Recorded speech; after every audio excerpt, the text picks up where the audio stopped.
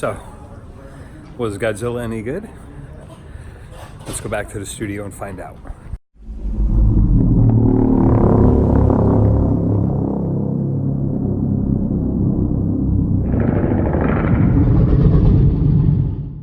Before we jump into this review, let's get one thing straight right off the top. People I know watch Godzilla movies for one thing.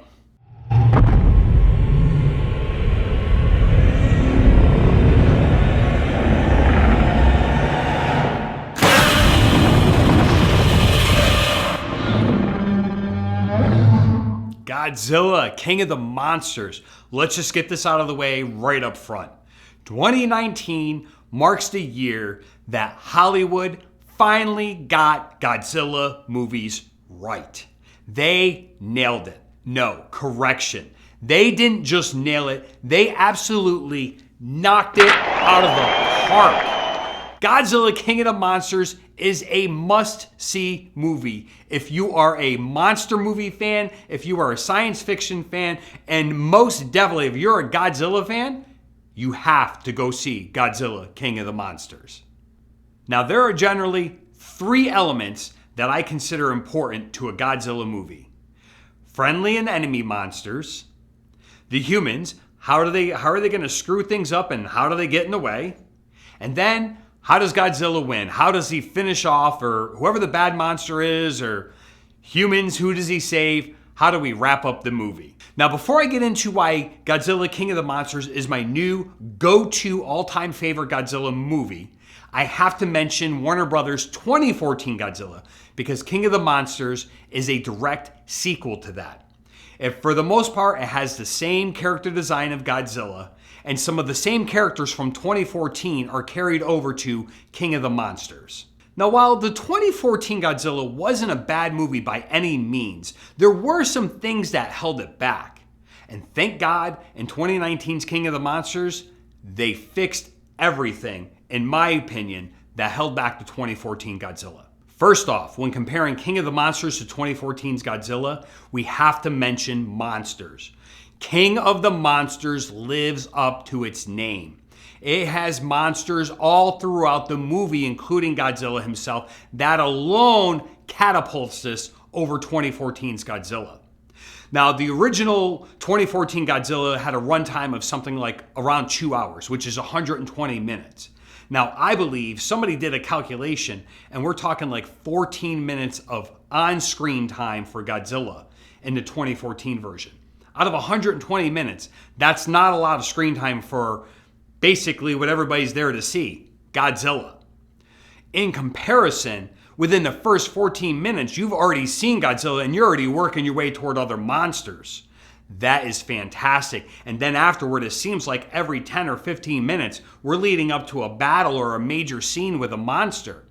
Rarely did I ever find myself going, hey, when are we going to bring the monsters on screen? In fact, it was more about the monsters, and then the humans would kind of, getting in the way or meddling somehow, would kind of lead up to the next scene where they had to grow or hatch or fight or something with the monsters. So as far as the monsters are concerned, King of the Monsters got it right.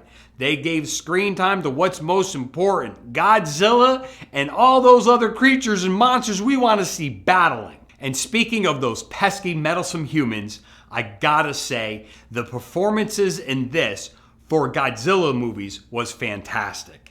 The people, the actors were over the top, right where they needed to be, not too far, but right there where it needed to be for a Godzilla monster movie. And they were checking those cliche boxes like it was their job. I absolutely loved it. I mean, some of these performances for Godzilla movies were downright Oscar worthy.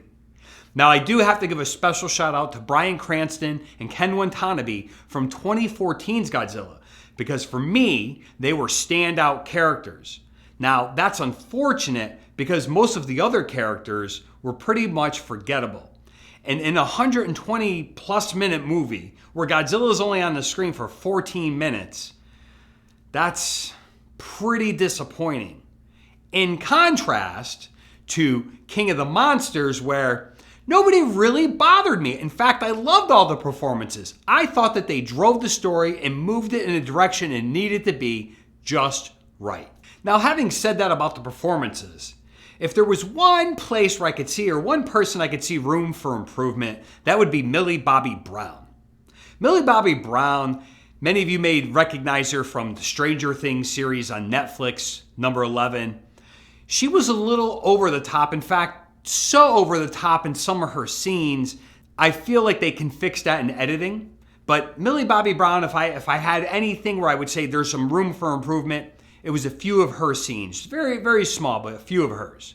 On the other hand, special shout out to my main man who gave one of the best performances of all time in a monster movie, Ken Watanabe. Sir, you are the recipient of the first ever Godscore. Your performance was downright touching, and what you do for the Japanese national treasure is amazing. Hats off to you, sir, and this Godscore is well deserved. All right, so we talked about there's more monsters in King of the Monsters. I prefer the acting much, much better in King of the Monsters, but this is where I think the real difference comes into play between 2014's Godzilla and 2019's King of the Monsters, and that is the music and the sound effects. Now, before I went and saw King of the Monsters in the theater, I watched 2014's Godzilla over again. And I gotta tell you, I guess I never really paid attention or noticed it the first time. But the music, the pacing of it is absolutely horrible in 2014's Godzilla.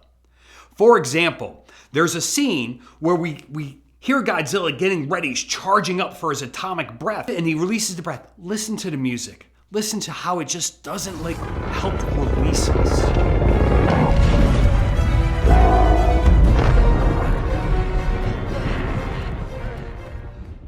And you know what's crazy? That's not the only scene. The final scene of the movie, and if you haven't watched Godzilla, you're about to see a major spoiler here, so maybe turn it off. But listen to the music. Here's the final scene of Godzilla 2014.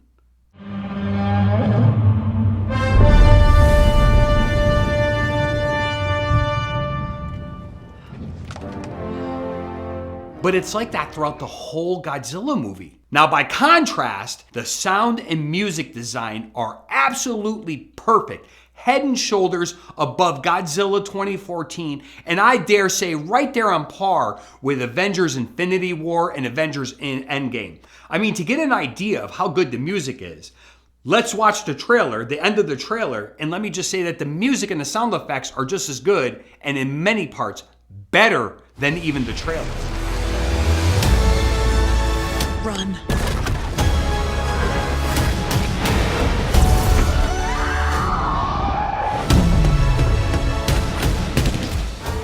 King of the Monsters has some of the best CGI going, and I absolutely loved it. It didn't pull me out of the movie, it pulled me in even more.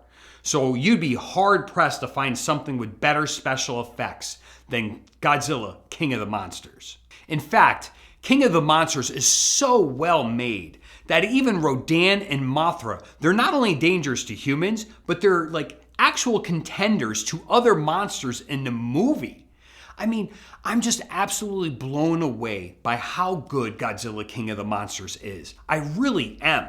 I gotta say, I was a little surprised, but Godzilla King of the Monsters exceeded all my expectations. It's easily my favorite Godzilla movie to date. And it is definitely a true summer blockbuster.